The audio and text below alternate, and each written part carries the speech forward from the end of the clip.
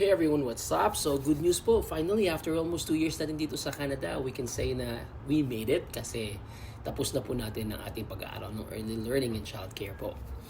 Sobrang tindi rin po ng pinagdaanan natin, ang hirap din, daming mga, mga uncertainties, tapos yung mga, syempre, financial difficulties din dahil napakahirap at mahal mag-aral dito sa Canada, sabayan pa ng work, tapos yung aral, ang daming demands. So talagang matindi po. Pero yun na nga, April 29, we received na po ang ating completion letter kung saan nakalagay po doon na tapos na po yung ating program at tayo po ay expect na to graduate sa June. So June 3 po ang graduation ko kung saan ibibigay na po on stage yung ating diploma.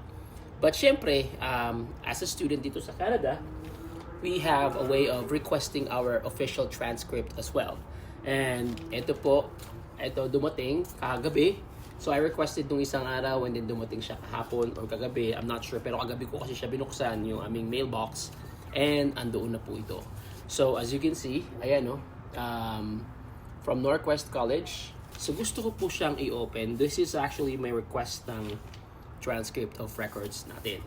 So hindi pa siya nabubuksan, sealed na sealed pa po talaga.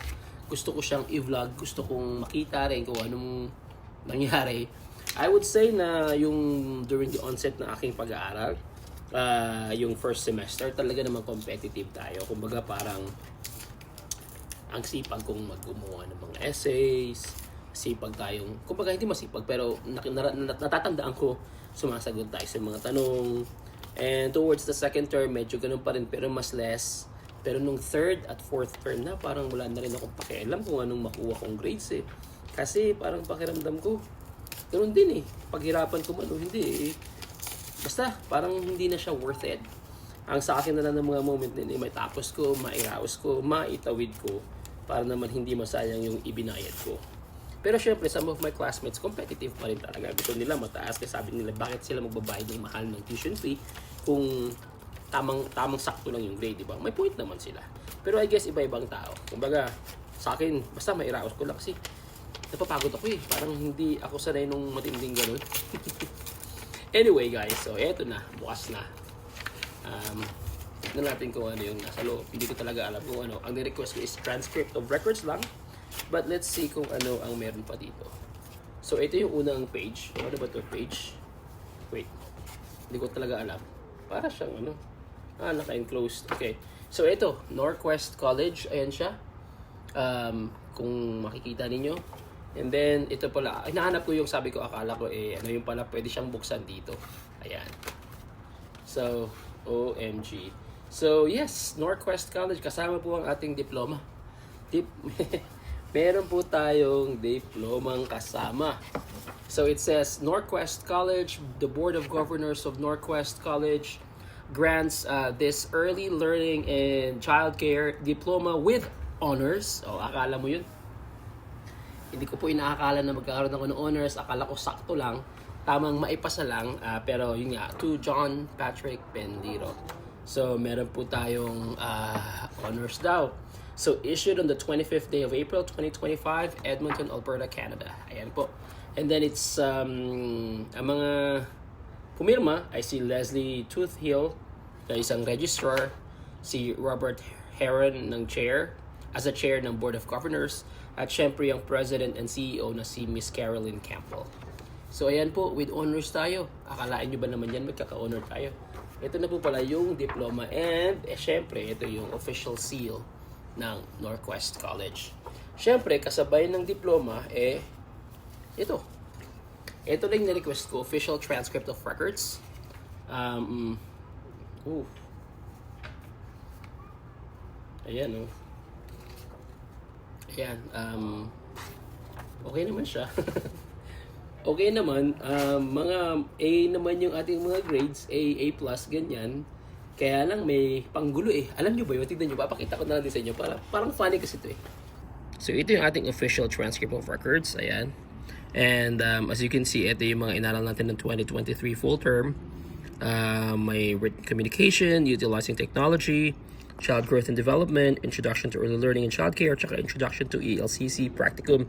Ito pa lang introduction to early learning and childcare. Ito rin yung ituturo ko as an instructor naman sa July or June, I think.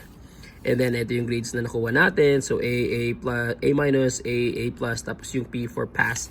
Itong practicum na to is ano lang yan, itong last course na to or subject, pass or fail lang siya.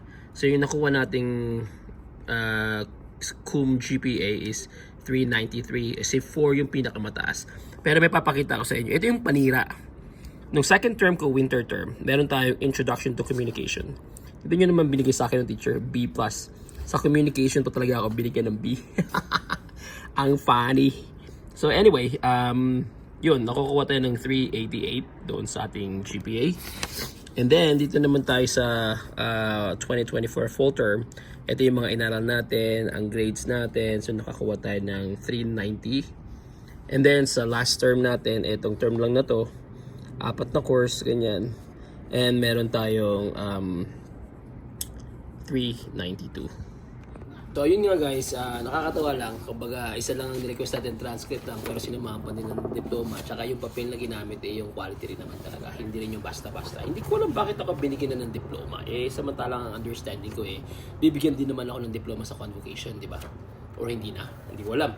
Anyway, yun, congratulations sa akin guys. Finally, tapos na tayo. At akalain mo yun, may honor pa daw. Diploma with honors. Natatawa ko kasi parang, hindi ko alam kasi kalma-kalma na lang tayo na nag-aaral. Wala naman tayong pakialam kung ano pang makukuha. Basta maipasa lang kasi nakakapagod talaga. In fact, kung hindi nyo man alam, nung 2024 fall, last term, 2 terms ago, kasi syempre ito yung winter term na yung last, nung fall, talaga namang sobrang na-stress na ako. Nadala ko sa emergency room, gawa nga na, sobrang stress. Tumaas yung ating BP, halo-halo na, labo-labo na. Akala ko ending na. Anyway, yun na. Kaya sabi ko, bahala na, kalma na lang kung anong makuha. Pero we're not expecting na makakakuha pa rin tayo ng with honors na ito.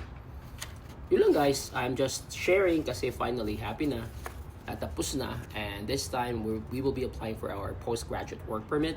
Hopefully very soon. I'm just waiting for my IELTS exam result. Ang tagal lumabas.